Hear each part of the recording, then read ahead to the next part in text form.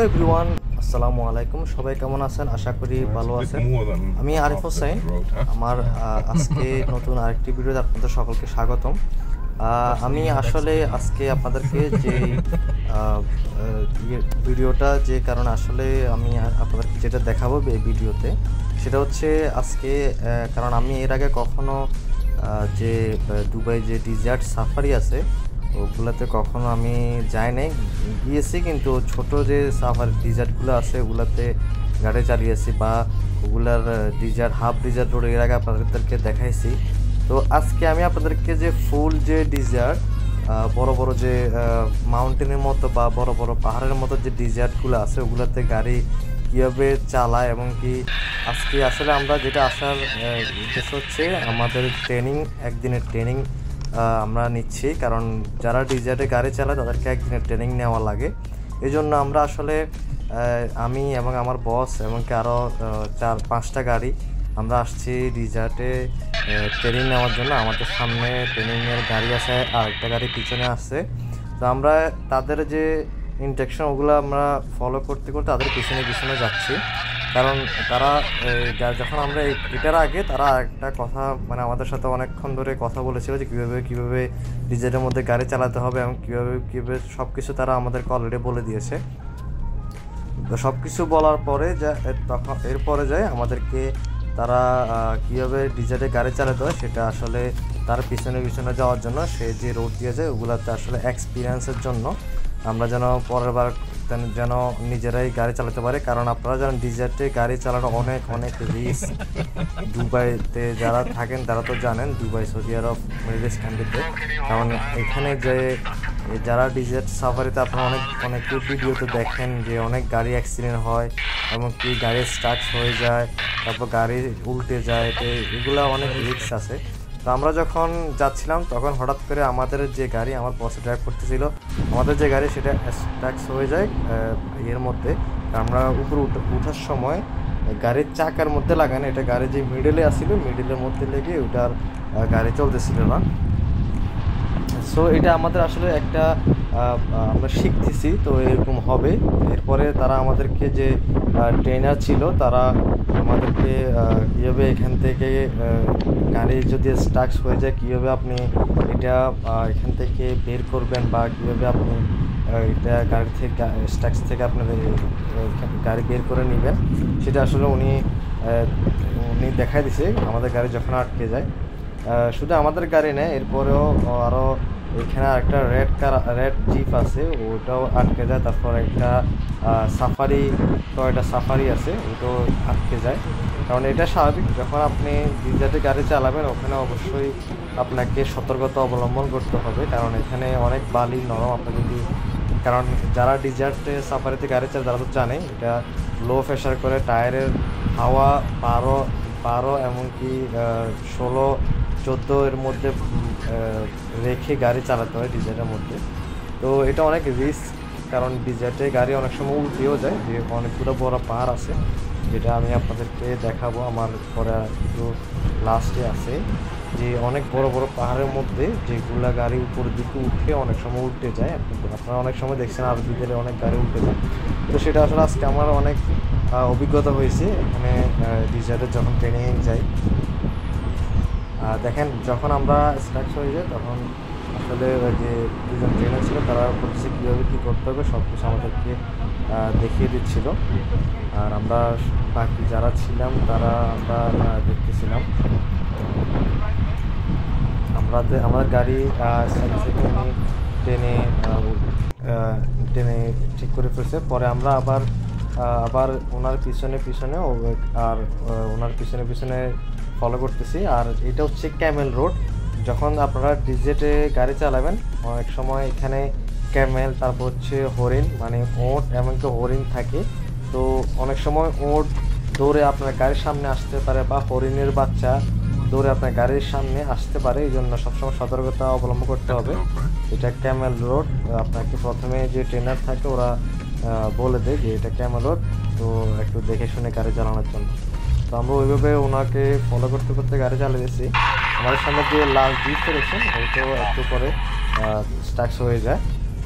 আর এখানে আপনারা যখন যদি ডিজার্টে কখনো গাড়ি চালান অনেক সময় অনেক ক্যামেল এমনকি হরিণ দেখবেন, হরিণের বাচ্চা বা হরিণ উটের বাচ্চা এগুলো অনেক সময় দূরে আপনাদের গাড়ির সামনে চলে আসবে। তো সবসময় সতর্কতা অবলম্বন করবেন আর সেফলি চালাবেন ডিজার্টের মধ্যে। আপনারা যারা প্রথমে এমনি তো কেউ চালায় না, প্রথমে যারা গাড়ি চালায় তারা অবশ্যই ট্রেনিং নিয়েই গাড়ি চালায় ডিজার্টের মধ্যে, কারণ এটা অনেক রিস্কে থাকে সব সময়। আপনারা জানেন যারা চালান তারা তো সবসময় জানেন।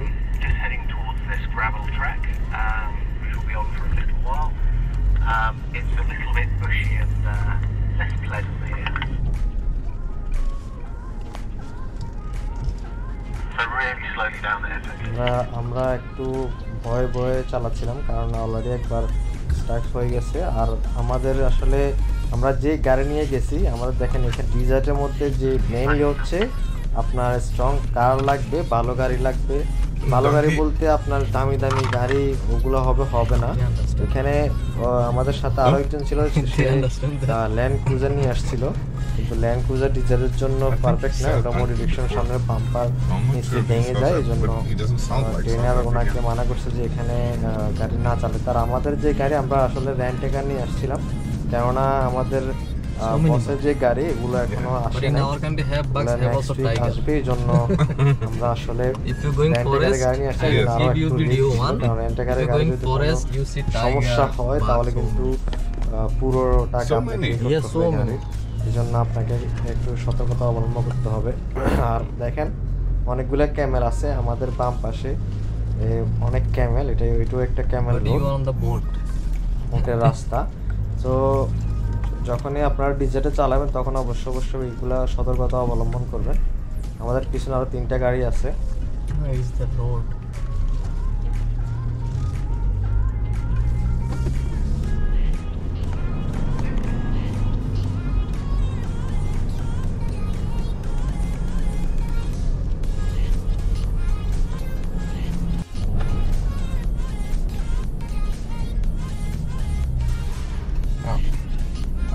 এখন আমরা যে জায়গাটা আসছি এটা হচ্ছে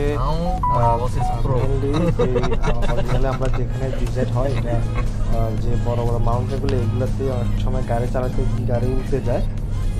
এটাই মেন যে মেন পয়েন্টগুলো। তো আমরা বেশি আমাদেরকে ট্রেনার যে বেশি আমাদেরকে উপরে নিতেছে না, কারণ আমরা প্রথম দিন এই জন্য একটু উনি শুধু জাস্ট নিচ দিয়ে গাড়ি চালায়, ওনাকে ফলো করতে বসে উনি যেদিকে যায়। এই জন্য উনি আসলে কোনো রিস্ক নিতে চাচ্ছিল না, কারণ আমরা সবাই এখানে নতুন, ডিজার্টে কখনো কেউ গাড়ি চালায় না এর আগে।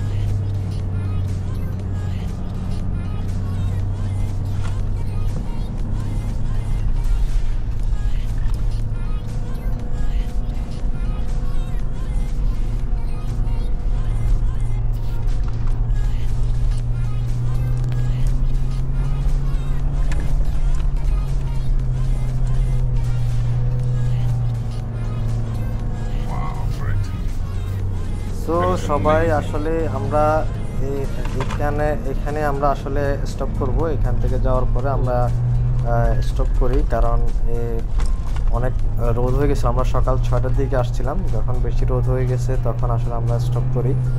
সো এখানে আপনাদেরকে আসলে যেটা বলার জন্য সেটা হচ্ছে, আপনারা যারা ডিজার্টে গাড়ি চালাবেন তারা অবশ্যই নিজের গাড়ি এবং কি দামি গাড়ি না, নর্মাল গাড়িও চালানো যায় যেগুলোতে 4 হুইল আছে, আপনারা জানেন। আর সবসময় সতর্কতা অবলম্বন করে গাড়ি চালাবেন ডিজার্টের মধ্যে, যেন কোনো আগে থেকে আপনাদেরকে সতর্কতা অবলম্বন করতে হবে, বা আপনি একদিনের কোর্স করতে পারেন ডিজার্টে গাড়ি চালানোর। তো সবাই ভালো থাকবেন। আর আমার এই ভিডিও যদি ভালো লাগে অবশ্যই লাইক, কমেন্ট, শেয়ার করবেন। আর নতুন নতুন আপডেটের জন্য অবশ্যই আমার এই চ্যানেলটির পাশে থাকবেন। আপনাদেরকে আমি সবসময় ইউএই বা বিভিন্ন ট্রাভেল এমনকি ভিসা সংক্রান্ত তথ্য দিয়ে থাকি। তো সবসময় আপনারা আমার এই চ্যানেলটিতে পাশে থাকবেন, সবসময় আপনারা দুবাইয়ের বা ইউএইর সকল প্রকার আপডেট আপনারা পাবেন ইনশাল্লাহ। তো সবাই ভালো থাকবেন আশা করি। সবাইকে আসসালামু আলাইকুম।